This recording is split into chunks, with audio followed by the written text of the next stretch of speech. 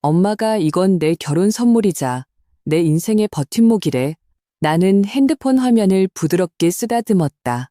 엄마는 여자가 아무리 행복해도 자기만의 보금자리는 있어야 한다고 하셨다. 준호 씨는 알아? 반응이 어땠어? 수진이 그 특유의 호기심 가득한 눈을 깜빡였다. 어젯밤에야 말해줬어. 엄청 기뻐하더라고. 나를 안고 몇 바퀴나 돌았어. 어젯밤 남편의 반응을 떠올리니 얼굴이 살짝 달아올랐다. 그는 이제 드디어 우리만의 집이 생겼다며 더 이상 전세살이를 하지 않아도 된다고 했다. 인테리어는 어떤 스타일로 할지 정했어? 내가 아는 디자이너 중에 정말 끝내주는 사람 있는데. 수지는 벌써부터 계획을 세우기 시작했다. 나는 내가 막 입을 열려는 순간 핸드폰 벨소리가 울려 말을 끊었다. 화면에는 남편이라는 두 글자가 반짝였다. 여보세요, 준호 씨. 서연아, 어디야? 준호의 목소리가 어딘가 다급하게 들렸다. 수진이랑 투썸 플레이스에 있는데 무슨 일이야? 아버지랑 어머니, 그리고 준이가 방금 서울에 도착했어. 갑자기 결정된 거야. 그분들 살던 옛날 집 재개발 들어가잖아. 새 아파트는 아직 안 나왔고. 준호의 목소리에는 명백한 간청이 섞여 있었다. 나는 즉시 그의 의도를 알아차렸다. 우리 새 집에 잠시 머무시게 하자는 거야? 전화기 저편에서 2초간 침묵이 흘렀다. 딱 몇 달만 새 아파트 나오면 바로 이사 가실 거야. 알다시피 지금 집 구하기도 너무 비싸고 또 괜찮아. 나는 그의 말이 끝나기도 전에 승낙했다. 어차피 우리도 급하게 이사할 거 아니잖아. 지금 사는 전셋집도 계약 기간 3개월이나 남았는데 정말? 여보, 당신 최고야. 준호의 목소리가 단번에 밝아졌다.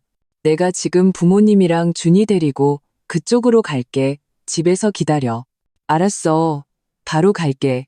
전화를 끊고 수진의 탐색하는 듯한 눈빛과 마주쳤다. 시부모님이 오신다고? 그녀가 눈썹을 치켜떴다. 응, 갑자기 결정됐대. 우리 새 집에 잠시 머무시기로 했어. 나는 서둘러 가방을 챙겼다. 수진이 내 손을 눌렀다. 너 정말 괜찮겠어? 새 집에 너도 아직 안 살았는데 다른 사람부터 살게 하는 거? 남편의 가족이 곧 내 가족이지? 뭐, 몇 달뿐인데 괜찮아. 나는 그녀의 손을 토닥였다. 수진이 한숨을 쉬었다. 임서연, 넌 가끔 착한 게 걱정될 정도야. 30분 후 나는 새 집 문 앞에 서서 새로운 열쇠를 손에 꼭 쥐고 있었다. 문을 열자 햇살이 통유리창을 통해 쏟아져 들어왔고 원목마루는 따스한 빛을 발했다. 나는 깊게 숨을 들이쉬었다. 아직 희미한 나무향과 페인트 냄새가 났다. 여기가 내 집이구나. 나는 마음속으로 조용히 말했다. 문득 다른 사람이 먼저 살게 하는 것이 조금 아까워졌지만 이내 그런 소심한 생각을 한 스스로가 부끄러워졌다. 준호 씨의 부모님과 동생인데 뭘. 간단히 정리하고 나니 초인종이 울렸다. 문을 열자 준호가 맨 앞에 서 있었고 그 뒤로 시부모님과 시누이 박준이가 있었다. 아버님, 어머님, 준희 씨, 어서 오세요. 나는 웃으며 길을 비켜섰다. 시어머니는 들어서자마자 코를 찡그렸다. 아이고, 이 페인트 냄새는 아직도 심하네. 몸에 안 좋을 텐데. 어머니, 이거 친환경 페인트라 괜찮아요. 준호가 서둘러 설명했다. 인테리어도 너무 차갑네. 집 같은 느낌이 하나도 없어. 시어머니가 사방을 둘러보며 까다롭게 말했다. 나는 주먹을 꽉 쥐었다. 손톱이 손바닥을 파고들었지만 애써 미소를 유지했다. 어머님이 좋아하시는 스타일로 소품을 좀 더 채우면 되죠. 새언니, 여기가 안방이에요? 박준희는 이미 제멋대로 안방문을 열고 들어가 감탄사를 터뜨렸다. 와, 이 통유리창 대박이다. 전망 진짜 좋네. 내가 다가가 보니 준이는 이미 안방 침대에 엉덩이를 대고 앉아 두어 번 튕겨보고 있었다. 매트리스도 괜찮네요. 비싸죠? 준이야. 준호가 꾸짖었다. 여긴 안방이야. 너랑 부모님은 작은 방 써. 작은 방은 너무 좁잖아요. 준이가 입을 삐죽 내밀었다. 괜찮아요. 안방 쓰세요. 나는 불쾌감을 억누르며 말했다. 저랑 준호 씨는 지금 여기 안 사니까요. 안방이든 작은 방이든 똑같죠. 아이고, 그래도 어떻게 그래. 시아버지가 마침내 입을 열었지만 시어머니가 말을 끊었다. 서연이 말이 맞아. 어차피 쟤들도 안 사는데 우리가 안방 쓰는 게 편하지. 내가 허리가 안 좋아서 큰 방이 공기도 좋고 편해. 시어머니가 못을 박았다. 그렇게 내가 공들여 디자인한 안방은 주인이 바뀌었다. 준이가 신나서 짐을 안방으로 옮기는 것을 보며 마음속에 이상한 기운이 감돌았지만 곧 억눌렀다. 그들을 안정시키고 각종 가전제품 사용법을 알려주고 나니 날이 이미 어두워졌다. 그럼 아버님, 어머님, 준희 씨, 푹 쉬세요. 필요하신 거 있으면 언제든 전화 주시고요. 나는 준호를 데리고 떠나려 했다. 서연아, 시어머니가 갑자기 나를 불렀다. 이 집 내 이름으로 되어 있는 거지? 나는 순간 멈칫했다. 네, 저희 엄마가 사주신 혼수라서요. 오, 시어머니는 의미심장한 눈빛으로 준호를 쳐다봤다. 잘했네, 잘했어. 집으로 돌아오는 길, 시어머니의 눈빛과 말투가 어딘가 이상하다고 계속 생각했지만 준호는 내내 내 손을 잡고 고마움 가득한 얼굴로 말했다. 여보, 고마워. 새 집을 다른 사람에게 먼저 살게 하는 게 좀 그렇다는 거 알지만 오늘 당신 정말 잘했어. 우리 부모님이 당신을 정말 좋아하시더라. 나는 그의 어깨에 기댔다. 당신을 위해서라면 그럴 수 있어. 그날 밤 준호는 유난히 다정했다. 사랑을 나눈 후 나는 그의 품에 안겨 낮의 일을 떠올렸다. 어쩌면 내가 너무 예민한 걸지도 몰라. 한 가족인데 뭘 그렇게 따져. 그들이 이사 가면 나와 준호는 행복한 생활을 시작할 수 있을 거야. 그런 아름다운 기대를 품고 나는 깊은 잠에 빠져들었다. 그것이 악몽의 시작일 줄은 꿈에도 모른 채 시댁 식구들이 새 집에 들어온 지 한 달 후 나는 거실 한가운데 서서 교체된 커튼천을 손가락으로 쓸었다. 가슴 속에 손뭉치 같은 답답함이 꽉 막혀 있었다. 이것은 시어머니가 마음대로 바꾼 7번째 가구였다. 준호 씨, 어머니가 또 거실 커튼을 바꿨어. 내가 특별히 고른 안마 커튼인데 20만 원도 넘게 줬단 말이야. 밤에 준호가 야근을 마치고 돌아오자 나는 참지 못하고 불평했다. 준호는 양복 재킷을 벗으며 새 커튼은 쳐다보지도 않았다. 여보, 어머니는 그냥 원래 색이 너무 밋밋하다고 생각하셨을 거야. 어르신들 취향이 다 그렇지. 뭐, 너무 따지지 마. 하지만, 그리고 말이야, 준호가 내 말을 끊고 내 머리를 쓰다듬었다. 한 가족이 같이 사는데 물건 좀 더 하는 게 뭐 어때서? 어머니가 여길 자기 집처럼 생각하시는 거잖아. 당신을 남처럼 생각하지 않는다는 뜻이지. 나는 입을 열었지만 결국 말을 삼켰다. 그의 말이 맞는 것 같기도 했다. 그런데 왜 내 마음은 이렇게 불편할까? 다음 날은 토요일이었다. 나는 새 집에 가서 청소를 하기로 했다. 시부모님과 시누이가 살고 있지만 어쨌든 내 집이니 내가 책임을 다해야 한다고 생각했다. 문을 열자 짙은 마라탕 냄새가 코를 찔렀다. 거실 탁자 위에는 배달 음식 용기와 맥주 캔이 가득 쌓여 있었고 바닥에는 정체 모를 기름때가 묻어 있었다. 나는 한숨을 쉬고 소매를 걷어붙이고 정리를 시작했다. 새언니 오셨네요. 준이가 안방에서 어슬렁거리며 나왔다. 그녀는 내 실크 잠옷을 입고 있었다.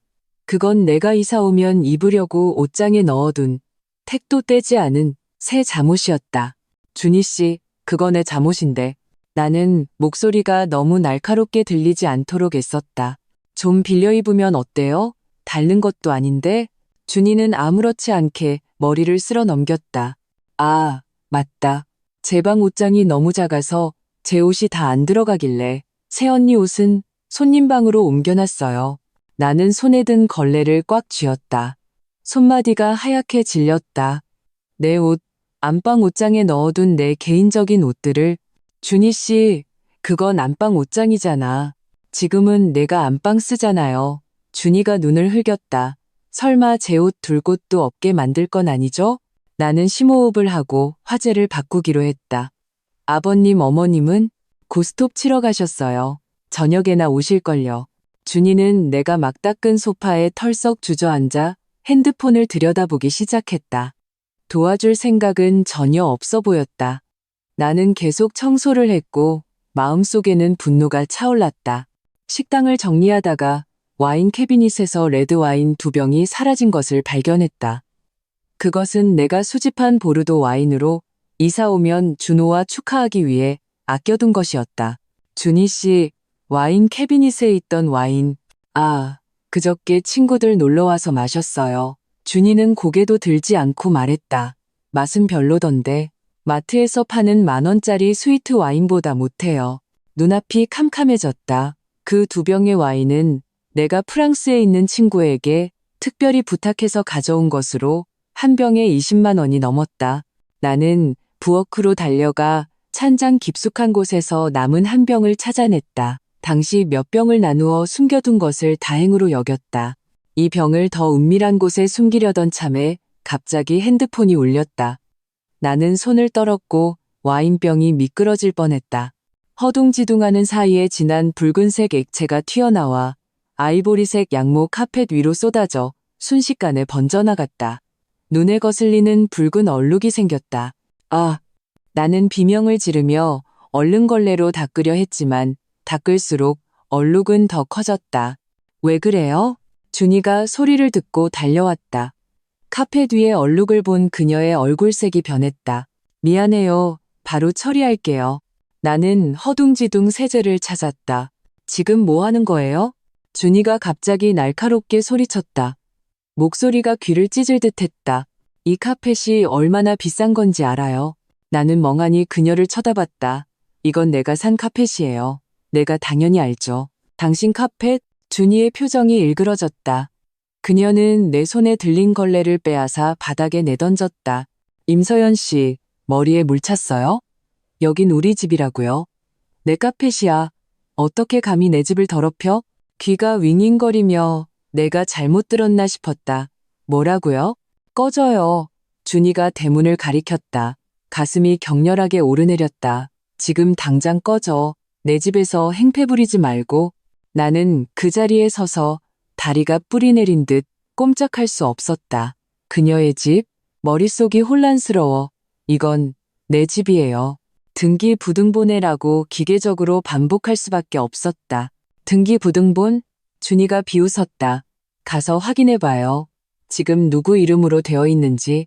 나는 비틀거리며 2걸음 물러나다 뒤에 있는 와인 캐비닛에 부딪혔다.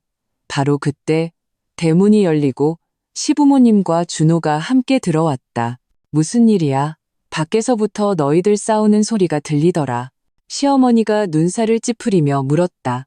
엄마, 준이는 즉시 다른 얼굴로 변해 울먹이며 달려갔다. 새언니가 일부러 카펫에 와인을 쏟고는 이 집이 자기 집이라면서 우리더러 나가래요. 내 쌍의 눈이 일제히 나를 향했다. 특히 준호의 눈빛은 복잡했다. 질책, 죄책감, 그리고 경고가 섞여 있었다. 저는 고의가 아니었어요. 내 목소리가 떨렸다. 그런데 준희 씨가 여기가 자기 집이라고. 서연아. 시어머니가 갑자기 다정하게 다가와 내 손을 잡았다. 한 가족끼리 두말하면 잔소리지. 진명이가 누구로 되어 있는 게 뭐가 중요해. 우리가 화목하게 지내는 게 중요하지, 안 그래? 아니요. 이건 아주 잘못됐어요. 소리치고 싶었고 따지고 싶었지만 준호가 이미 다가와 내 어깨를 감쌌다. 여보, 준이가 성격이 급해서 그래. 마음에 담아두지 마. 카펫 더러워졌으면 새로 사면 되지. 나는 그를 올려다봤다. 3년 동안 매일 마주하던 얼굴이 갑자기 너무나 낯설게 느껴졌다. 그들 모두의 표정이 너무나 이상했다. 마치 끔찍한 비밀을 함께 지키고 있는 것처럼. 저 회사에 갑자기 일이 생각나서요. 나는 준호의 손을 뿌리치고 가방을 챙겨 문 밖으로 뛰쳐나갔다. 서연아. 준호가 뒤에서 불렀지만 나는 엘리베이터를 기다릴 새도 없이 계단으로 뛰어내려갔다. 아파트 단지를 빠져나와 떨리는 손으로 수진에게 전화를 걸었다. 20분 후 나와 수진은 카페에 앉아 있었다. 나는 자초지종을 모두 이야기했다. 수진의 얼굴은 점점 굳어졌다. 서연아, 이건 정상이 아니야. 당장 등기부등본부터 확인해봐야 해. 하지만 등기부등본은 집에 있는데 등기소에 가서 떼보면 돼. 지금 당장 가자. 수진이 내 손을 잡았다. 내가 변호사잖아. 절차는 내가 알아. 나는 수진의 심각한 표정을 보며 발끝에서부터 한기가 올라왔다. 설마 정말로? 맞다. 수진이 갑자기 뭔가를 떠올렸다. 너 최근에 백지 서류 같은데 서명한 적 있어? 아니면 준호 씨한테 위임장 써준 적이라든가. 나는 필사적으로 기억을 더듬었다. 갑자기 2달 전 준호가 회사에서 배우자 서명이 필요한 서류가 있다고 했던 것이 떠올랐다. 그의 승진 관련 재무 감사에 필요하다고 했다. 그는 나에게 몇 가지 서류에 서명하게 했는데 회사에서 요구하는 서류라며 일부가 비어 있다고 했다. 일부가 비어 있었어. 내 심장이 철렁 내려앉았다. 법무팀에서 내용을 채울 거라고 했어. 수진이 욕을 내뱉었다. 내일 아침 일찍 등기소부터 가자. 지금은 심호흡하고 섣불리 행동하지 마. 그날 밤 집에 돌아오니 준호는 유난히 친절했다. 내가 좋아하는 음식을 직접 해주고 목걸이까지 선물했다. 나는 낮의 일에 대해 한마디도 하지 않았고 그도 아무 일 없었다는 듯이 행동했다. 침대에 누워 나는 준호를 등지고 잠든 척했지만 사실은 뜬 눈으로 밤을 새웠다. 동이틀 무렵 나는 조용히 일어나 준호의 서류 가방에서 열쇠를 찾아냈다. 그에게는 내가 절대 만지지 못하게 하는 잠긴 서랍이 있었다. 내 손은 열쇠를 제대로 쥘 수 없을 정도로 떨렸다. 3번 만에야 서랍을 열었. 안에는 서류 봉투가 하나 있었다. 나는 조심스럽게 그것을 꺼냈다. 뭘 그렇게 찾아? 준호의 목소리가 등 뒤에서 갑자기 들려왔다. 나는 비명을 지를 뻔했다. 돌아보니 그가 문틀에 기댄 채 내가 한 번도 본 적 없는 냉담한 표정으로 서 있었다. 나 여권 찾으려고 회사에서 출장 보낼지도 모른 데서 나는 서투른 거짓말을 했다. 준호가 다가와 내 손에서 서류 봉투를 가볍게 빼앗았다. 출장? 나는 왜 모르지? 그는 나를 내려다봤다. 그의 눈에는 더 이상 예전의 다정함이 없었다. 이미 의심하기 시작한 것 같으니 그냥 까놓고 얘기하자. 내 혈액이 응고되는 것 같았다. 무슨 뜻이야? 그 집, 준호가 느긋하게 말했다. 지금은 내 명의로 되어 있어. 당신이 서명한 위임장으로 명의 이전했지. 나는 다리에 힘이 풀려 바닥에 주저앉았다. 당신, 내 집을 훔쳤어? 그렇게 섭섭하게 말하지 마. 준호가 내 앞에 쪼그려 앉아 눈높이를 맞췄다. 부부 공동 재산인데 누구 이름으로 되어 있는 게 뭐가 달라? 그리고 우리 어머니랑 동생이 편하게 잘 살고 있잖아. 좋은 거 아니야? 그건 내 혼수야. 우리 엄마가 평생 모은 돈으로 나한테 사준 거라고. 나는 마침내 울음을 터뜨렸다. 준호는 일어서서 나를 내려다봤다. 임서연, 좀 어른스러워져 봐. 나랑 결혼했으니 내 것도 내 거지. 이제 선택해. 이 사실을 받아들이고 우리 계속 살든가. 아니면 뭐? 아니면 지금 당장 꺼져도 돼. 그가 미소 지으며 말했다. 그 미소는 나를 소름 끼치게 했다. 어차피 등기부등본에 이제 내 이름은 없으니까. 나는 바닥에 주저앉아 3년간 함께 잠자리를 한 이 남자를 바라보았다. 마침내 그의 진짜 모습을 보게 된 것이다. 새벽 5시 나는 여행 가방을 끌고 수진의 아파트 문 앞에 서 있었다. 초인종을 누르는 손가락이 얼어 뻣뻣했다. 문이 열리고 잠이 덜 깬 표정의 수진은 내 퉁퉁 부은 눈과 옆에 놓인 여행 가방을 보고 순간 정신이 번쩍 들었다. 세상에, 일단 들어와. 나는 넋이 나간 사람처럼 그를 따라 안으로 들어갔다. 영혼이 빠져나간 것 같았다. 수진이 따뜻한 차 한 잔을 쥐어주고 나서야 컵벽을 통해 전해지는 뜨거운 온기에 나는 비로소 살아있는 사람처럼 목 놓아 울기 시작했다. 그들이 내 집을 훔쳤어. 준호가 내가 서명한 백지 위임장으로 명의를 이전했어. 자기가 다 인정했어. 나는 횡설수설하며 수진에게 자초지종을 이야기했다. 눈물이 시야를 흐렸다. 수진의 얼굴은 점점 굳어지더니 마침내 탁자를 세게 내리쳤다. 이건 씨발 사기야. 형사 범죄라고. 나 이제 어떡해? 내 목소리는 모기 소리만큼 가늘었다. 우선 수진이 핸드폰을 꺼내 녹음 기능을 켰다. 모든 과정을 자세히 말해봐. 준호가 백지 위임장으로 명의를 이전했다고 인정한 부분까지 포함해서. 이건 증거야. 나는 멍하니 시키는 대로 했다. 이야기하는 동안 그 장면들이 다시 머릿속에서 생생하게 되살아났다. 준호의 내려다보는 눈빛, 그의 입가에 걸린 그 의기양양한 미소, 그리고 받아들이든가 아니면 꺼져라는 그 말까지. 녹음이 끝난 후 수지는 내 손을 꽉 잡았다. 서연아, 정신 차려야 해. 이건 끝이 아니라 시작이야. 우리는 그 집을 되찾을 거야. 어떻게 되찾아? 등기부등본은 이미 그 사람 이름인데 백지 위임장으로 명의를 이전하는 건 불법이야. 특히 배우자 사이에서는 더더욱. 수진의 눈이 전문가의 빛으로 반짝였다. 내가 부동산 분쟁 전문 변호사 몇 명 아는데 그중에 김 변호사님이 최고야. 승소율이 90% 이상이야. 나는 수진의 단호한 표정을 보며 더 이상 약해져서는 안 된다는 것을 깨달았다. 준호와 시댁은 나를 만만하게 봤겠지만 나는 그들에게 임서연이 호락호락하지 않다는 것을 보여줄 것이다. 김 변호사님 만나고 싶어.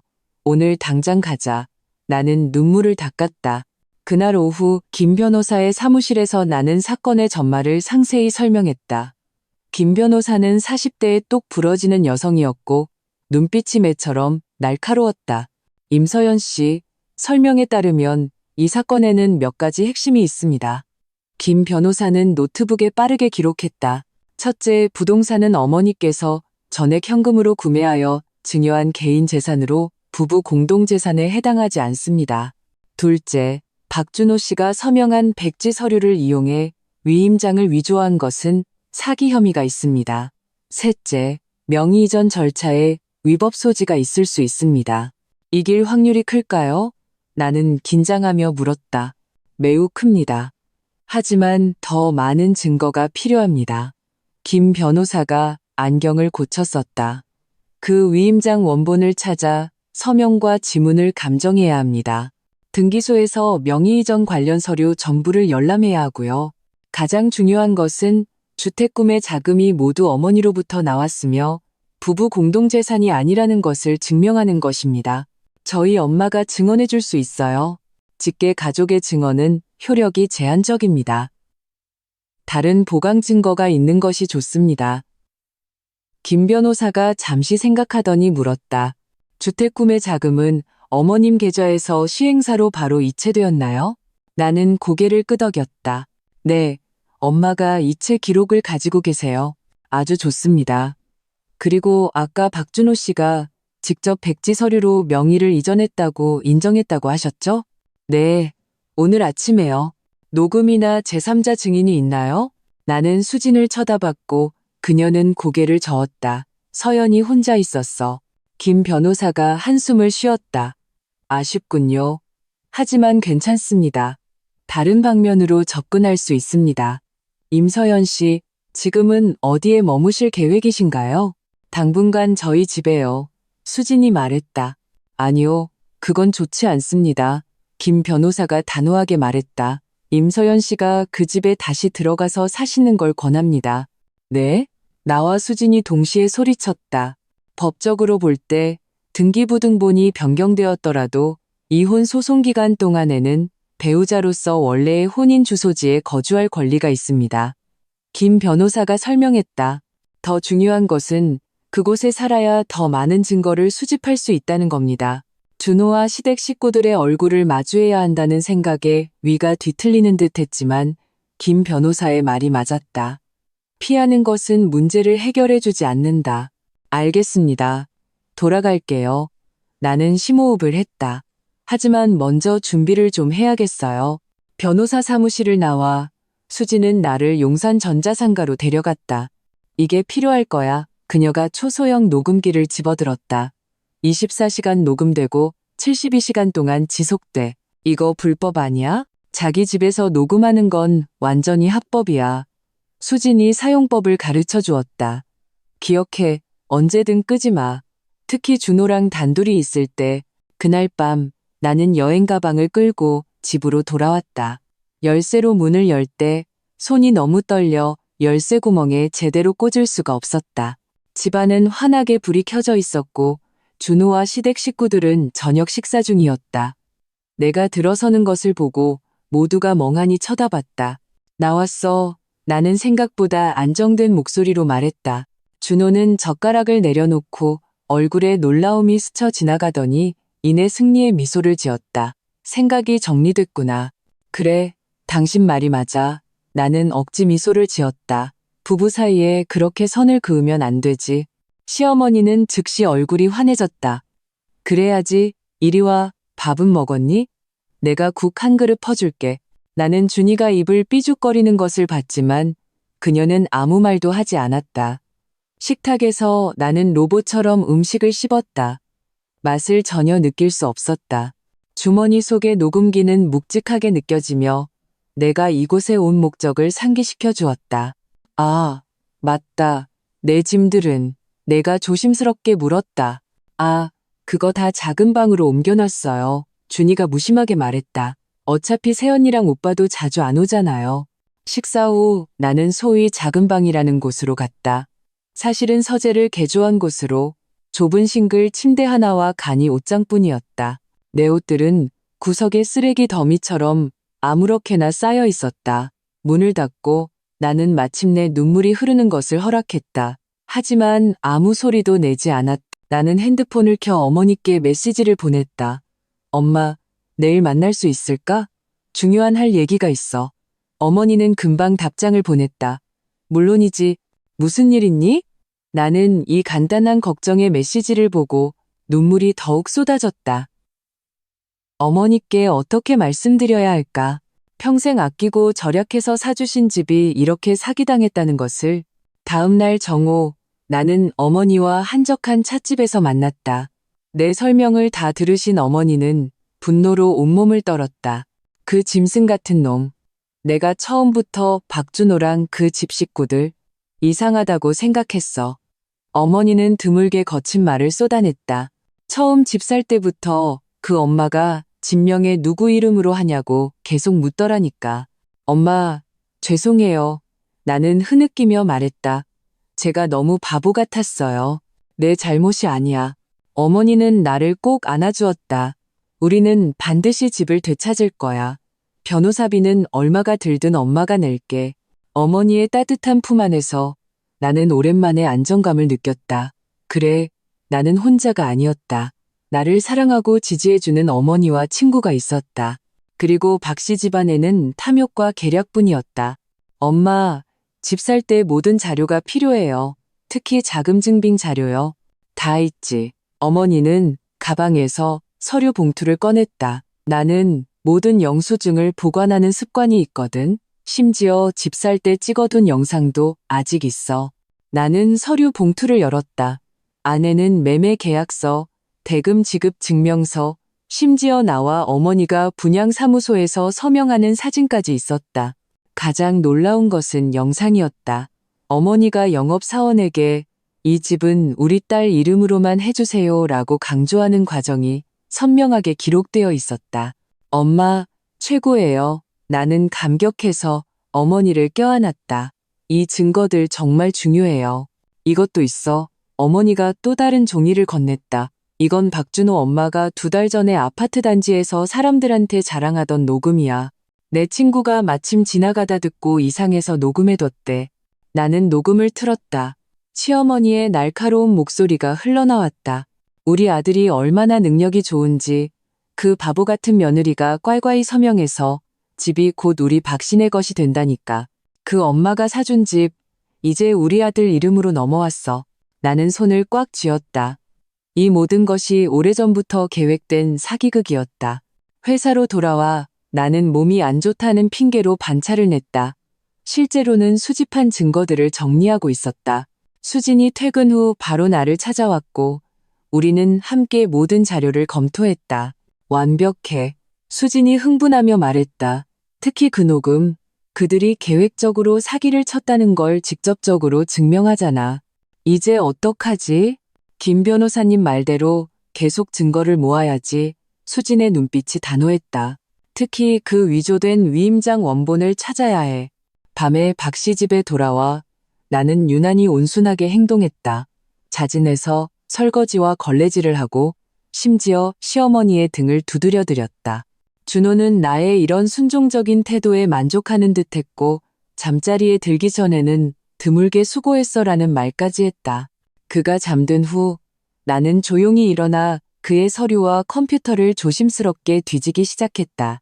새벽이시 거의 포기하려던 찰나 마침내 서재 가장 아래 칸에 잠긴 상자에서 단서를 발견했다. 열쇠는 문 뒤에 걸린 준호의 외투 주머니에 있었다. 상자 안의 서류들은 나를 경악하게 했다. 위조된 부동산 위임장 외에도 내 명의로 서명된 2억 원에 달하는 대출 계약서가 있었다. 더 끔찍한 것은 그들이 이미 내 명의로 두 번째 주택 대출을 신청하기 시작했다는 것이다. 나는 떨리는 손으로 모든 서류를 페이지마다 사진으로 찍었다. 준호가 내 서명을 흉내낸 필적까지 포함해서 이 증거들은 그들을 감옥에 보내기에 충분했다. 상자를 다시 잠그고 제자리에 돌려놓은 후 나는 침대에 누웠다. 심장이 천둥처럼 울렸다. 창밖의 달빛이 차갑게 비쳐 들어왔다. 나는 천장을 응시하며 문득 깨달았다. 이 결혼은 처음부터 사기극이었다. 준호가 나와 결혼한 것은 어쩌면 나와 우리 어머니의 경제적 조건을 노렸기 때문일 것이다. 3년 전 비 오는 날 나에게 우산을 씌워주고 발렌타인데이에 손수 만든 초콜릿을 선물했던 그 다정한 남자는 어쩌면 처음부터 존재하지 않았을지도 모른다. 눈물이 소리 없이 흘러내렸다. 하지만 이번에는 슬픔 때문이 아니었다. 분노 때문이었다. 나의 순진하고 어리석음에 대한 분노, 박씨 집안의 파렴치하고 탐욕스러운 행태에 대한 분노. 내일 김 변호사님을 만나러 가야겠다. 정식으로 법적 절차를 시작할 거야. 박씨 집안은 자신들이 이겼다고 생각하겠지만 아니, 게임은 이제 막 시작되었다. 김 변호사의 사무실은 지난번보다 훨씬 붐볐다. 서류들이 모든 평면을 가득 채우고 있었고 화이트보드에는 법률 조항과 사건 요점들이 빽빽하게 적혀 있었다. 임서연 씨, 이 새로운 증거들은 매우 유리합니다. 김 변호사는 내가 가져온 서류 사진들을 살펴보며 안경 너머의 눈을 흥분으로 빛냈다. 특히 이 위조된 대출 계약서는 형사 범죄를 구성합니다.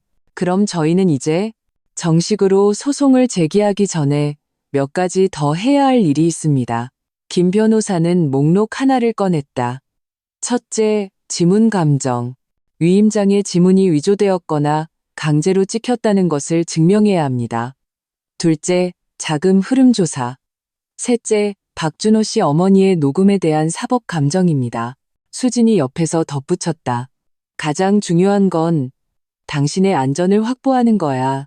이제 얼굴을 붉히게 되면 박준호가 막 나갈 수도 있어. 나는 고개를 끄덕였다. 어젯밤 보았던 그 서류들을 생각하니 등골이 오싹했다. 박준호는 대체 얼마나 많은 것을 숨기고 있었을까? 그는 법의 허점을 얼마나 잘 알고 있는 걸까? 아, 맞다. 김 변호사가 갑자기 물었다. 두 분의 부부 공동 재산 상황은 어떻습니까? 저희는 기본적으로 각자 관리해요. 월세와 생활비를 공동으로 부담하는 것 외에는 각자 수입을 관리했어요. 아주 좋습니다. 그 말은 박준호 씨가 당신의 개인 재산에 대해 주장하기 어렵다는 뜻입니다. 김 변호사가 메모했다. 급여 통장과 예금은 모두 본인 명의로 되어 있죠? 네. 그런데 나는 갑자기 뭔가를 떠올리고 얼굴색이 변했다. 3개월 전에 준호 씨가 자기 회사에 직원 복지로 고금리 예금 상품이 있다면서 1억 원을 맡기라고 했어요. 즉시 그 돈을 확인해 보세요. 김 변호사와 수진이 동시에 말했다. 나는 바로 모바일 뱅킹에 접속해 그 이체 기록을 조회했다. 결과 돈은 분명 준호가 말한 회사 직원 재테크 계좌로 이체되었다. 하지만 수취인 정보를 자세히 보니 그건 회사 계좌가 아니라 개인 계좌였다. 이름은 박준호의 어머니였다. 이런 계좌식. 수진이 화가 나서 책상을 쳤다. 연쇄 사기네. 김 변호사의 표정이 굳어졌다. 임서연 씨, 즉시 모든 계좌를 동결하고 비밀번호를 변경하는 것이 좋겠습니다. 그리고 자신도 모르게 서명한 다른 서류가 있는지 확인해 보세요. 변호사 사무실을 나올 때 내 핸드폰이 울렸다. 박준호였다. 여보, 오늘 부서 회식이라 집에서 밥 안 먹어. 알았어. 술 너무 많이 마시지 마. 나는 억지로 다정한 목소리를 냈다. 주머니 속의 녹음기는 조용히 작동하고 있었다. 전화를 끊자 수진이 나를 보며 말했다. 정말 다시 돌아갈 거야? 이제 증거는 거의 다 모았잖아. 아직 부족해. 나는 고개를 저었다. 김 변호사님이 지문 감정 결과가 필요하다고 했어. 그리고 그 재테크 자금에 대한 증거를 더 찾고 싶어. 그럼 정말 조심해야 해. 수진이 나를 꽉 안아주었다. 언제든 연락하고 이상한 낌새가 있으면 바로 전화해. 회사로 돌아와 나는 고객 미팅을 핑계로 외출해서 은행으로 갔다. 창구에서 조회한 결과 내 우려는 사실로 확인되었다. 준호는 그 1억 원을 가로챈 것뿐만 아니라 지난달에는 내 명의로 신용카드를 신청하려다 은행에서 거절당했다. 고객님, 최근 누군가 고객님의 개인정보로 대출 한도를 여러 번 조회한 기록이 있습니다. 은행 직원이 조심스럽게 말했다. 즉시 신용정보 동결을 신청하시고 경찰에 신고하시는 것이 좋겠습니다. 나는 손이 너무 떨려 서명을 제대로 할 수 없었다. 준호의 탐욕은 내 상상을 초월했다. 그는 내 집뿐만 아니라 내 돈 한 푼까지 모두 짜내려 하고 있었다. 저녁에 집에 돌아오니 거실에는 준이 혼자 TV를 보고 있었다. 내가 들어서는 것을 보고도 눈꺼풀 하나 까딱하지 않았다. 아버님, 어머님은 내가 가방을 내려놓으며 물었다. 고스톱 치러 가셨어요. 그녀가 귀찮다는 듯 대답했다. 눈은 TV 화면에서 떼지 않았다. 나는 저녁을 준비하러 부엌으로 들어갔다. 갑자기 준이의 핸드폰이 울렸다. 여보세요? 오빠. 그녀의 목소리가 들려왔다. 걱정 마, 그 바보 또 순순히 돌아왔어. 응. 물건은 내가 잘 뒀어. 걔가 못 찾을 거야. 내 심장이 쿵 내려앉았다. 손에 든 칼을 떨어뜨릴 뻔했다. 숨을 고르고 나는 살금살금 문 쪽으로 다가가 준이의 말을 엿들으려 애썼다. 대출 거는 걱정 마. 엄마가 다 알아서 했어. 돈 나오면, 걔를 쫓아내면, 그 영상이면 걔 사회에서 매장시키기에 충분해. 영상? 무슨 영상? 내 피가 순간적으로 얼어붙었다. 준이가 갑자기 크게 웃었다. 그때 가서 걔가 어떻게 얼굴 들고 다니는지 보자고. 나는 재빨리 가스레인지 앞으로 돌아왔다. 심장이 미친 듯이 뛰었다. 그들이 내 어떤 영상을 가지고 있다는 말인가? 나와 준호의 사적인 영상? 아니면 저녁 식사 때 준호가 술 냄새를 풍기며 돌아왔다. 여보, 밥 다 됐어? 배고파 죽겠네. 그는 으레 그랬듯 뻔뻔하게 자리에 앉아 나를 부려먹었다. 곧 돼요. 나는 밥과 반찬을 내놓으며 뜨거운 국물을 그의 얼굴에 끼얹고 싶은 충동을 억지로 참았다. 식탁에서 준호는 신이 나서 회사 새 프로젝트에 대해 이야기했다. 이번에 큰 보너스를 받을 수 있을 거라고 했다. 시어머니는 돈이 생기면 부모님께 먼저 효도해야 한다고 계속 암시했다. 나는 외부인처럼 조용히 밥을 먹었지만 귀는 쫑긋 세우고 어떤 단서도 놓치지 않으려 했다. 아, 맞다, 서연아. 준호가 갑자기 나를 향해 말했다. 너희 회사에서 부산으로 연수 보낸다며? 왜 나한테는 말 안 했어? 내 젓가락이 멈칫했다. 그런 일이 있긴 한데 어제 막 공지가 내려와서 아직 아무한테도 말 안 했어. 어떻게 알았어? 너희 부서 김 대리가 알려주던데 오늘 회식에서 만났거든. 준호가 웃으며 말했다. 이거 좋은 기회잖아. 연수 다녀오면 승진할 수 있다던데. 나는 경계심을 품었다. 김 대리는 연수 사실을 전혀 모른다. 이 소식은 나와 내 직속 상사만 알고 있다. 준호는 거짓말을 하고 있었다. 그는 나를 떠보고 있었다. 그럴지도. 근데 갈지 말지 아직 결정 못했어. 나는 일부러 아무렇지 않은 척 말했다. 왜 안 가? 준호의 목소리가 갑자기 높아졌다. 얼마나 좋은 기회인데. 그래, 젊은 사람은 일에 집중해야지. 시어머니가 끼어들었다. 그들의 비정상적인 열정은 내 의심을 더욱 키웠다. 왜 갑자기 내 일에 이렇게 관심을 가질까? 준이가 말한 영상과 연관지어 보니 끔찍한 추측이 떠올랐다. 그들은 나를 멀리 보내려 하고 있었다. 생각 좀 해볼게.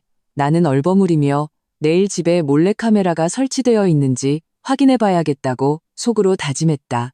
잠자리에 들기 전 준호는 평소와 달리 먼저 마사지를 해주겠다고 나섰다. 여보, 요즘 힘들었지? 그의 손이 내 어깨를 주물렀지만 나는 소름이 끼칠 뿐이었다. 고마워. 나는 즐기는 척했지만 온몸이 굳어 있었다. 그가 스킨십을 시도했을 때 나는 너무 피곤하다는 핑계로 거절했다. 어둠 속에서 그의 불쾌함을 느낄 수 있었지만 그는 아무 말 없이 돌아누워 잠이 들었다. 준호가 잠든 것을 확인한 후 나는 조용히 핸드폰을 꺼내 수진에게 암호화된 메시지를 보냈다. 그들이 내 사생활 영상을 몰래 찍은 것 같아. 나를 협박하려는 거야. 수진은 바로 답장을 보냈다. 내일 내가 탐지 장비 가지고 네 회사로 갈게. 집에서는 이런 얘기 하지 마. 핸드폰을 내려놓고 나는 천장을 응시했다. 잠이 오지 않았다. 석 달 전 나는 행복에 겨운 바보 같은 여자였다. 이제는 사기꾼 옆에 누워 탐정처럼 증거를 수집하며 내 남편과 싸우고 있다니 얼마나 아이러니한가. 다음 날 정오, 수지는 약속대로 내 회사 근처 카페에 나타났다. 그녀는 검은색의 작은 장비를 가져왔다. RF 탐지기야. 숨겨진 카메라나 도청기를 찾아낼 수 있어. 그녀가 작은 목소리로 설명했다. 그들이 정말 그랬을까? 박씨 집안의 뻔뻔함이라면 뭐든 가능하지. 수진이 냉소했다. 오늘 밤에 핑계대고 늦게 들어가. 내가 같이 가서 샅샅이 검사해 줄게. 퇴근 후 나는 수진과 주차장에서 만났다. 준호가 야근이라 저녁을 먹고 들어온다는 메시지를 보낸 후에야 우리는 위층으로 올라갔다. 기억해. 공용 공간이랑 내 방만 검사하는 거야. 수진이 상기시켰다. 다른 곳은 건드리지 마. 긁어 부스럼 만들지 않게. 우리는 장비로 거실, 부엌, 그리고 내 작은 방을 스캔했다. 이상 신호는 없었다. 우리가 막 안도의 한숨을 내쉬려던 순간 탐지기가 안방으로 향하는 복도에서 갑자기 날카로운 경보음을 냈다. 카메라가 있어. 수진이 목소리를 낮췄다. 신호를 따라가 보니 마지막으로 장식용 그림 액자 앞에서 멈췄다. 액자를 들어 올리자 뒷면에 초소형 카메라가 붙어 있었다. 정확히 내 방문을 향하고 있었다. 짐승 같은 놈들. 나는 이를 갈며 액자를 바닥에 내동댕이 칠 뻔했다. 가만히 있어. 수진이 나를 말렸다. 지금 이걸 떼면 그들이 눈치챌 거야. 여기용해야 해. 그녀는 핸드폰을 꺼내 카메라를 찍은 후 조심스럽게 액자를 제자리에 다시 걸었다. 이 각도로는 내 방 안은 찍히지 않아. 주로 드나드는 사람을 찍는 용도야. 수진이 분석했다. 네가 부정한 행위를 했다는 증거를 수집해서 이혼 소송에 대비하려는 걸 거야. 나는 준이가 말한 사회적 매장이라는 말이 떠올라 소름이 돋았다. 그들은 내가 외도했다는 증거를 조작해서 재산 분할에서 최대한 유리한 고지를 점령하려 했던 것이다. 우리 이제 어떻게? 연극을 하는 거야. 그들에게 보여주기 위해서. 수진의 눈이 장난기 가득하게 빛났다. 내일부터 매일 퇴근할 때마다 다른 동료들을 집에 데려와. 남자가 좋겠지. 그들이 증거를 내놓으면 그때 우리가 카메라의 존재를 폭로하고 사생활 침해로 역공하는 거야. 이 계획은 너무나 대담했지만 나는 그것이 기가 막힌 방법이라는 것을 인정하지 않을 수 없었다. 박씨 집안이 더러운 수를 쓰겠다면 우리도 그들과 똑같이 놀아줄 것이다. 그 후 며칠 동안 나는 계획대로 몇몇 남자 동료들을 집에 데려와 업무를 논의했다.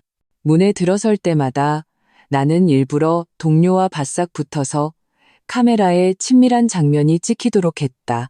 준호와 준이의 반응은 미묘했다.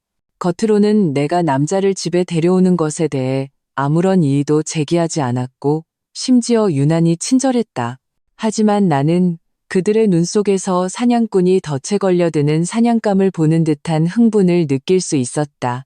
금요일 밤 진짜 전환점이 찾아왔다. 나는 잠든 척하고 있다가 준호가 조용히 일어나 거실로 가는 소리를 들었다. 나는 즉시 며칠 전 거실 화병에 숨겨둔 초소형 도청기의 앱을 켰다. 자료는 충분해. 다음 주에 바로 탄파이, 중국어, 패를 까다, 즉 결판을 내다 하자. 걔가 협의 이혼에 동의 안 하면 영상을 걔 회사에 뿌려버려. 준호의 낮은 목소리가 들려왔다. 이어서 시어머니의 목소리가 들렸다. 그 집은 무조건 우리 것이 되어야 해. 그리고 걔네 엄마 예금도 뜯어낼 수 있는 만큼 다 뜯어내. 준이가 끼어들었다. 오빠, 걔한테 그 1억 원 재테크 자금을 증여라고 쓰게 해야 해. 안 그러면 사기죄로 걸려. 나는 온몸이 떨렸다. 손가락으로 핸드폰을 꽉 쥐었다. 그들은 내 집을 노리는 것뿐만 아니라 우리 어머니의 피 같은 돈까지 갈취하려 하고 있었다. 다음 날 아침 나는 야근을 핑계로 집을 나와 바로 김 변호사 사무실로 향했다. 최신 녹음 내용을 들은 김 변호사는 즉시 소송을 앞당기기로 결정했다. 월요일 아침 바로 법원으로 갑시다. 김 변호사의 눈이 날카롭게 빛났다. 그들이 계획한 시간보다 하루 먼저 허를 찌르는 겁니다. 저는 뭘 해야 하죠? 평소처럼 생활하세요. 그들이 의심하지 않게 김 변호사가 서류 한 뭉치를 건넸다. 이건 소장 부본입니다. 내용을 숙지해 두세요. 그리고 어머님을 서울로 모셔오세요. 월요일에 증인으로 출석하셔야 할 수도 있습니다. 변호사 사무실을 나와 나는 어머니께 전화를 걸어 간단히 상황을 설명했다. 어머니는 두말 없이 내일 바로 오시겠다고 약속했다. 내가 미리 예약해둔 호텔에 머무르시기로 했다. 딸아, 걱정 마라. 어머니의 목소리는 단호했다. 사필 귀정, 재붕아정, 이야, 우리는 반드시 이긴다. 전화를 끊고 나는 푸른 하늘을 올려다보았다. 오랜만에 희망의 빗줄기를 느꼈다. 그래, 사필 귀정이다.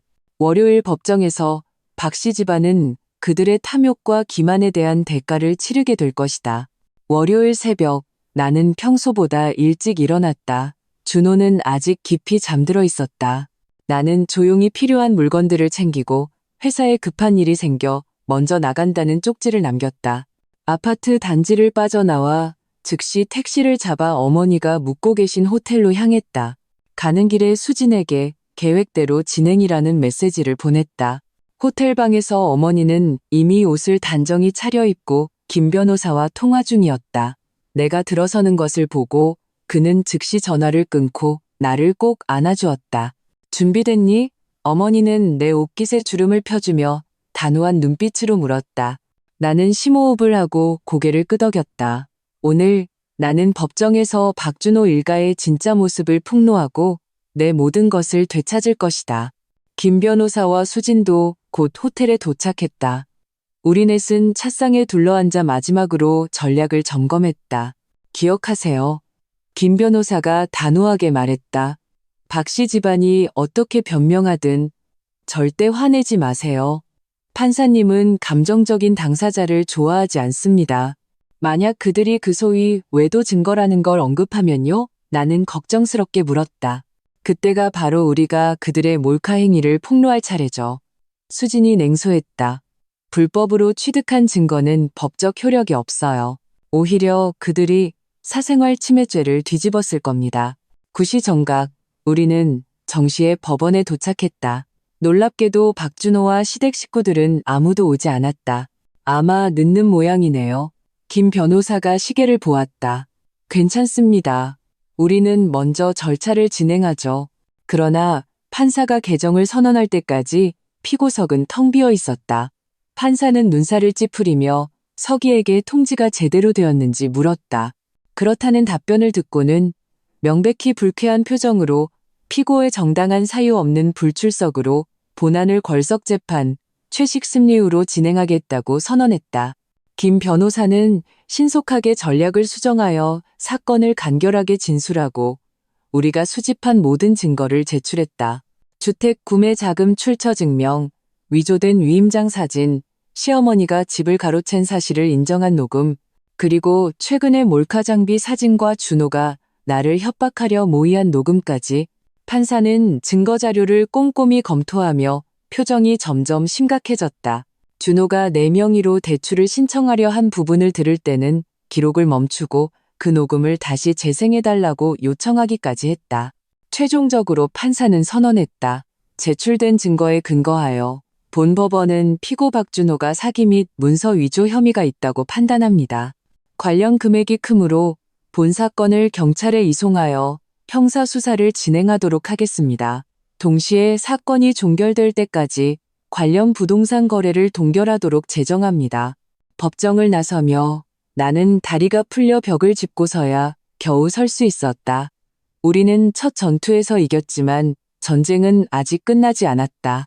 이제 어떻게 되나요? 나는 김 변호사에게 물었다.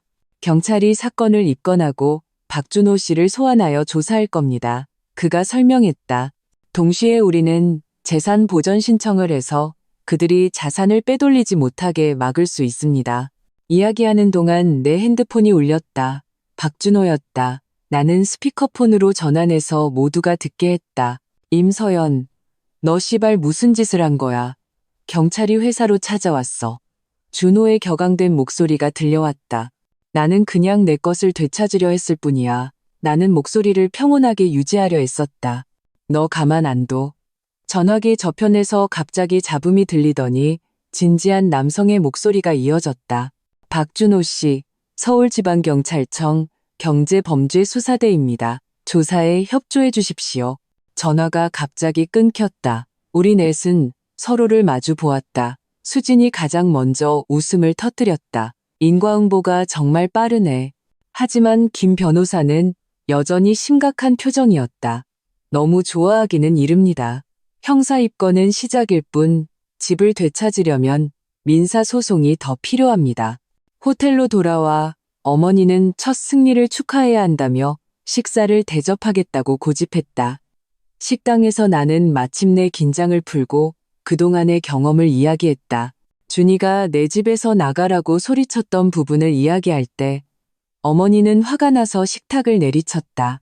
그 집안의 뻔뻔함은 정말 하늘을 찌르는구나. 어머니가 분노했다. 딸아, 이혼하고 나면 엄마가 더 좋은 집 사줄게. 내 이름으로만 등기하고.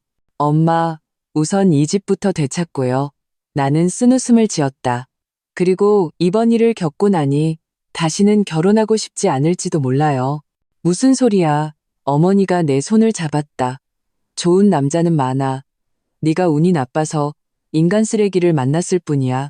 이야기하는 동안 내 핸드폰이 다시 울렸다. 이번에는 모르는 번호였다. 받으니 익숙한 여성의 목소리가 들려왔다. 새언니, 저예요, 준이. 내 표정이 즉시 차가워졌다. 무슨 일이죠? 새언니, 제발 우리 오빠 좀 용서해 주세요. 준이의 목소리에 울음이 섞여 있었다. 오빠가 잘못했대요. 우리 가족 모두 잘못했어요. 그 집 우리 안 가질게요. 제발 소송 취하해 주시면 안 될까요? 나는 내 귀를 의심했다. 오전에 나를 협박하던 사람이 이제 와서 용서를 구하다니. 박씨 집안의 뻔뻔함은 정말 끝이 없었다. 너무 늦었어요, 박준희 씨. 나는 차갑게 말했다. 당신들이 나를 속이려 계획할 때는 오늘의 이런 날이 올 줄 몰랐나요? 새언니, 우리 오빠 감옥 가면 우리 가족은 끝장이에요. 준이가 정말로 울기 시작했다. 엄마는 고혈압으로 쓰러져서 지금 병원에 계세요. 제발 3년간의 부부의 정을 봐서라도. 부부의 정? 나는 비웃었다. 당신 오빠가 서류 위조해서 내 집 훔칠 때 부부의 정을 생각했나요? 당신 내 가족 전부가 공모해서 나를 속일 때 정을 생각했냐고요? 나는 말을 마치고 바로 전화를 끊고 그 번호를 차단했다. 어머니와 김 변호사는 모두 칭찬의 눈빛을 보냈다. 오직 수진만이 생각에 잠겨 있었다. 서연아, 준이가 시어머니 입원했다고 하던데 진짜일까? 설령 진짜라고 해도 그건 인과응보예요. 나는 이를 악물고 말했다. 그들은 싸구려 동정심을 살 자격도 없어요. 그러나 사태의 전개는 모두의 예상을 벗어났다. 다음 날 아침 김 변호사로부터 긴급 전화가 왔다. 박준호가 보석으로 풀려났다는 것이다. 그의 어머니가 제출한 입원 증명서가 효과가 있었다. 더 중요한 것은 그가 역으로 나를 공격했다는 것이다. 내가 명예이전에 대해 이미 알고 있었으며 이제 와서 말을 바꾸는 것은 외도 때문이라고 주장했다. 뭐라고요? 나는 침대에서 벌떡 일어났다. 어떻게 그렇게 파렴치할 수가? 그가 몇 개의 영상을 제출했습니다. 당신이 다른 남성들과 집을 드나드는 장면입니다. 김 변호사의 목소리는 유난히 심각했다. 영상이 명백히 몰래 촬영된 것이긴 하지만 당신의 품행이 단정치 못하다는 인상을 주기에 충분합니다. 내 손이 떨리기 시작했다. 박씨 집안은 역시 비장의 카드를 남겨두고 있었다. 그리고 내가 생각했던 것보다 훨씬 비열했다. 이제 어떡하죠? 당황하지 마세요. 우리도 대비하고 있었습니다. 김 변호사가 침착하게 말했다. 오늘 오후에 경찰에서 당신을 소환할 겁니다. 사실대로 대답하면 됩니다. 기억하세요. 그들이 몰래 찍은 영상은 오히려 그들의 사생활 침해를 증명하는 증거가 됩니다. 오후의 조사는 생각보다 순조로웠다. 경찰은 주로 부동산 명예이전과 문서 위조 부분에 집중했고 내 외도 혐의에 대해서는 크게 신경 쓰지 않는 듯했다. 이 사건을 담당한 장 형사는 심지어 나에게 넌지시 말했다. 임서연 씨, 이런 가정 분쟁 저희는 많이 봅니다. 남편이 아내를 몰래 촬영하는 것 자체가 불법이고 게다가 그 영상들은 아무것도 증명하지 못합니다. 경찰서를 나설 때 나는 복도에서 박준호와 마주쳤다. 한 달 만에 본 그는 많이 초췌해져 있었다. 눈은 핏발이 서 있었고 양복은 구겨져 있었다. 예전의 엘리트 같은 모습은 온데간데 없었다. 서연아, 그가 내 손을 잡으려 했지만 나는 피했다. 우리 얘기 좀 해. 내가 잘못했어. 박준호 씨, 그만해요. 나는 그를 차갑게 쳐다봤다. 법정에서 봅시다. 꼭 이렇게까지 해야겠어? 그의 표정이 갑자기 일그러졌다. 좋아. 네가 이렇게 인정사정 없이 나온다면 나도 의리를 지킬 수 없어. 그는 갑자기 서류 가방에서 사진 한 뭉치를 꺼내 바닥에 내던졌다. 나는 고개를 숙여보고 순간 피가 멎는 것 같았다. 그건 나와 수진이 몰래카메라 장비를 점검하던 사진이었다. 교묘한 각도에서 찍혀 마치 우리가 애정 행각을 벌이는 것처럼 보였다. 너만 증거 수집할 줄 알아? 박준호가 비웃었다. 이 사진들이면 네가 동성애자고 사기 결혼했다는 걸 증명하기에 충분해. 나는 분노로 온몸이 떨렸지만 갑자기 사진에 찍힌 날짜가 지난주라는 것을 발견했다. 나와 수진이 카메라를 점검한 것은 한 달 전의 일이었다. 박준호 씨, 사진 위조하는 기술이 당신 인성이랑 똑같이 저질이네요. 나는 사진 한 장을 집어 그에게 가리켰다. 이 날짜는 당신이 나를 계속 몰래 촬영하고 있었다는 증거예요. 죄가 하나 더 추가됐네요. 박준호의 얼굴색이 변하며 허둥지둥 사진을 빼앗으려 했다. 그때 장 형사가 소리를 듣고 달려와 이 소동을 제지했다. 박준호 씨, 증인을 협박하는 것은 위법 행위입니다. 장 형사가 엄하게 말했다. 즉시 떠나십시오. 박준호는 나를 살벌하게 쏘아보고는 마지못해 떠났다. 나는 그제야 내 등이 식은땀으로 흠뻑 젖었다는 것을 깨달았다. 박준호의 광기는 상상을 초월했다. 그는 이기기 위해 정말 무슨 짓이든 할 수 있는 사람이었다. 호텔로 돌아와 나는 이 사건을 팀원들에게 알렸다. 김 변호사는 즉시 접근 금지 명령을 신청하기로 결정했다. 박준호가 나와 어머니에게 접근하지 못하도록 동시에 민사소송 절차를 가속화해야 했다. 다음 주 수요일에 조정 기일이 있습니다. 조정이 실패하면 한 달 후에 정식 재판이 열립니다. 김 변호사가 달력을 보며 말했다. 조정이요? 내가 눈살을 찌푸렸다. 저와 박준호 씨 사이에 조정할 게 뭐가 남았죠? 법원 절차상 필요합니다. 김 변호사가 설명했다. 하지만 걱정 마세요. 우리가 상대방이 받아들일 수 없는 조건을 제시해서 조정이 자연스럽게 결렬되도록 만들 수 있습니다.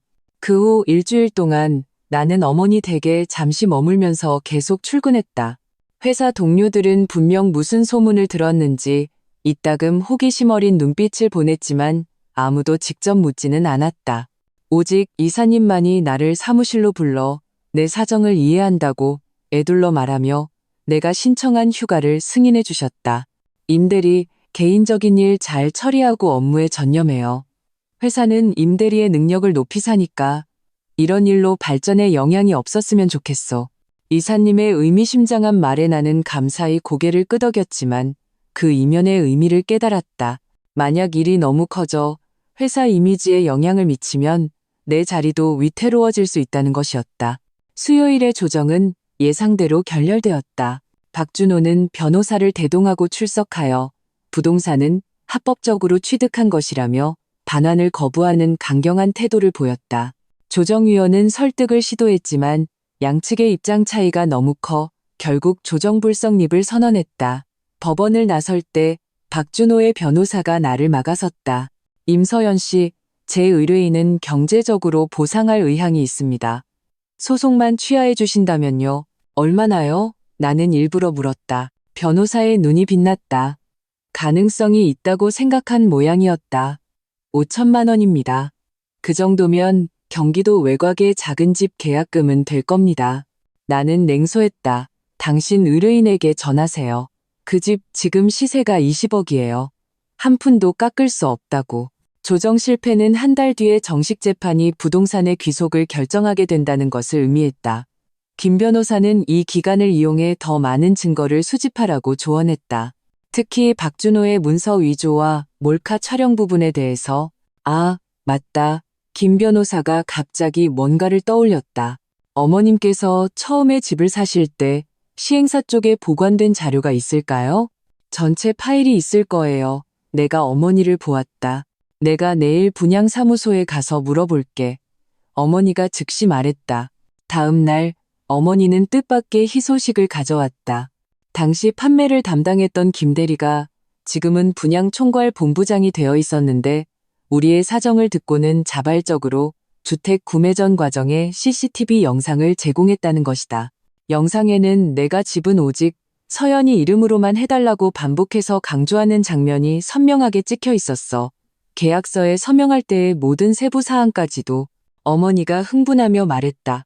이 증거는 너무나 결정적이었다. 영상은 구매 자금 출처를 증명할 뿐만 아니라 부동산에 대한 나의 단독 소유권 주장을 뒷받침할 수 있었다. 우리가 이 돌파구에 기뻐하고 있을 때 수진이 또 다른 소식을 가져왔다. 박준호가 회사에서 직위해제 및 조사를 받게 되었다는 것이다. 그가 공금을 횡령한 사실이 드러났다고 했다. 원래 박준호는 계속 직무상 편의를 이용해 자금을 횡령해 왔는데 최근 회사 감사에서 문제가 발견되었다. 더 아이러니한 것은 그가 횡령한 돈 대부분이 그의 어머니에게로 흘러갔다는 것이다. 나를 속였던 바로 그 수법으로. 하늘의 그물은 성기지만 빠져나갈 틈이 없구나. 어머니가 감탄했다. 나는 생각만큼 기쁘지 않았다. 한때 사랑했던 사람이 몰락하는 것을 보니 말로 표현할 수 없는 복잡한 감정이 들었다. 하지만 그들 가족의 계략과 협박을 생각하면 그 작은 연민은 즉시 사라졌다. 재판 전 마지막 주, 김 변호사는 모의 법정을 열어 예상되는 신문과 변론을 예행 연습했다. 나도 처음에 당황스러움에서 벗어나 점차 침착하게 사실을 진술할 수 있게 되었다. 기억하세요. 김 변호사가 재차 강조했다. 판사님이 묻는 것에만 대답하세요. 관련 없는 내용은 먼저 언급하지 마시고요. 특히 상대방 변호사가 일부러 당신을 화나게 할 수도 있으니 침착함을 유지하는 것이 가장 중요합니다. 마침내 결전의 시간이 다가왔다. 재판 당일 법원 앞에는 많은 언론 매체들이 모여 있었다. 누가 소문을 냈는지 이 사위의 집 사기 사건은 이미 지역에 뜨거운 화제가 되어 있었다. 박준호 일가는 지각해서 나타났다. 시어머니는 휠체어에 앉아 거의 죽어가는 듯한 모습을 하고 있었다. 지난주에 백화점에서 마주쳤을 때 쌩쌩하게 걸어다니던 모습과는 딴판이었다. 준이는 수수한 옷차림에 화장기 없는 얼굴로 마치 억울하게 당한 어린 며느리 같은 모습을 연출했다. 연기파 배우들이네. 수진이 내 귓가에 속삭였다. 나는 정장 옷깃을 바로잡고 고개를 든 채 법정으로 들어섰다. 오늘 나는 당당하게 내 모든 것을 되찾을 것이다. 법정 안의 공기는 마치 응고된 듯했다. 모든 사람의 시선이 나와 박준호에게 집중되었다.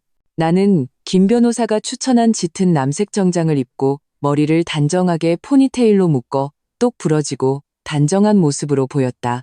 맞은편에서는 박준호와 그의 변호사가 낮은 목소리로 대화하며 이따금 나에게 차가운 시선을 던졌다. 모두 일어서 주십시오.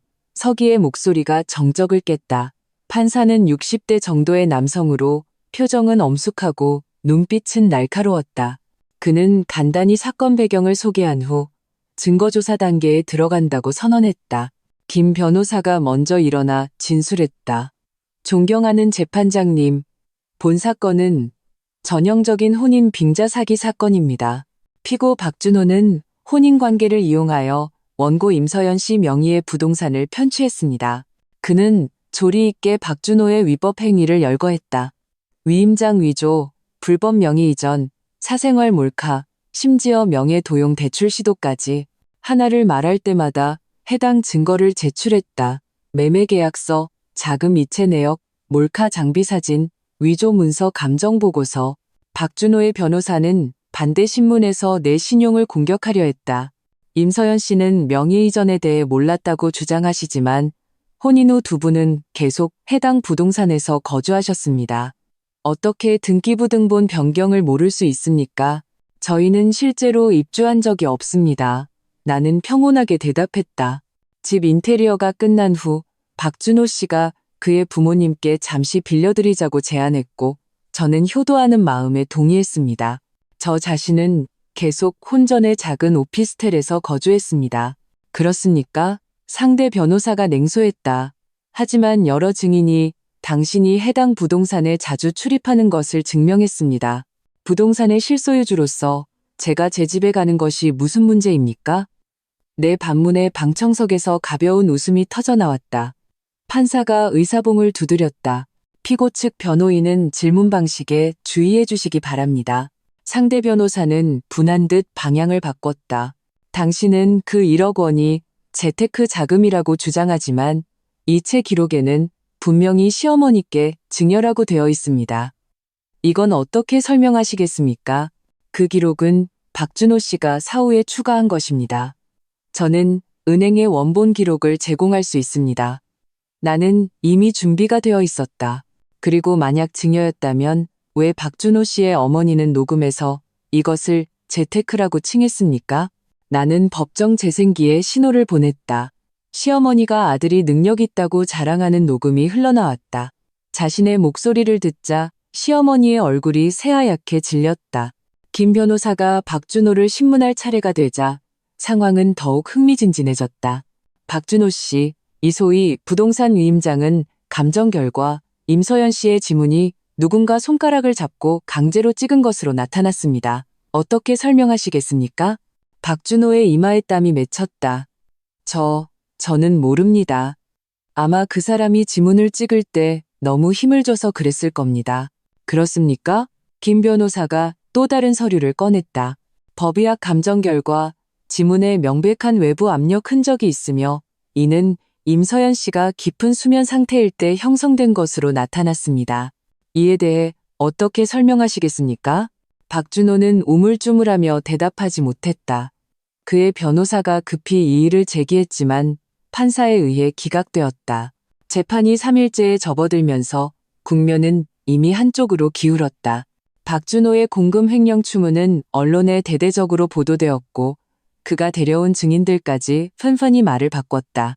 가장 치명적인 것은 시행사가 제공한 CCTV 영상이 우리 어머니가 전액 현금으로 집을 구매하고 부동산을 오직 내 이름으로만 등기해달라고 강조하는 전 과정을 선명하게 기록했다는 점이다. 최종 변론 시간이 되자 김 변호사가 일어섰다. 재판장님, 본 사건은 증거가 명백합니다. 피고는 기망수단을 통해 불법적으로 원고의 부동산을 취득했으며 그 징제이 악랄합니다. 저희는 부동산을 즉시 반환하고 원고의 정신적 피해 및 각종 비용을 포함하여 총 8억 원을 배상하라고 판결해 주실 것을 요청합니다.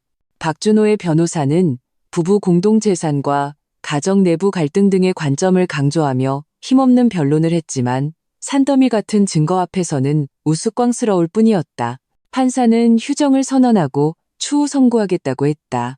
법정을 나올 때 언론 기자들이 벌떼처럼 몰려들었다. 카메라와 마이크가 나를 향했다. 임서연 씨, 혼인 사기 피해자로서 하시고 싶은 말씀이 있으십니까? 현재의 혼인 재산 제도에 대해 어떻게 생각하십니까? 박준호 씨가 형사 처벌을 받을 수도 있다고 들었는데 그를 용서하실 건가요? 나는 걸음을 멈추고 카메라를 마주했다. 저는 법이 저의 공정함을 되찾아줄 것이라 믿습니다. 박준호 씨에 관해서는 나는 기자들에게 둘러싸인 전 남편을 멀리서 바라보았다. 누구나 자신의 선택에 책임을 져야 합니다. 일주일 후 판결이 나왔다. 박준호는 한 달 내에 부동산을 반환하고 나에게 6억 원의 정신적 피해 보상금을 지급해야 했다. 또한 그는 문서 위조 및 사기 혐의로 징역 3년에 집행유예 4년을 선고받았다. 판결문을 받은 순간 나는 상상했던 만큼의 환희를 느끼지 못했다. 오히려 말로 표현할 수 없는 공허함이 밀려왔다. 3년의 결혼 생활이 결국 이렇게 추악한 방식으로 끝났다는 것은 어떻게 보아도 비극이었다. 너무 생각 많이 하지 마라. 어머니가 내 어깨를 토닥였다. 오늘부터 새로운 인생이 널 기다리고 있단다. 수지는 나를 위해 자물쇠 교체 업체와 청소팀을 연결해주며 집을 되찾을 준비를 했다. 그러나 우리가 문을 열었을 때 눈앞의 광경은 모두를 경악하게 했다. 벽은 악의적으로 낙서되어 있었고 가구는 부서져 있었으며 바닥은 쓰레기와 오물로 가득했다. 안방 침대 위에는 심지어 썩은 음식이 쌓여 악취를 풍기고 있었다. 가장 심한 것은 내 모든 물건들, 옷, 책, 화장품이 모두 욕조에 던져져 있었고 그 위에는 붉은 페인트가 부어져 마치 피바다 같았다.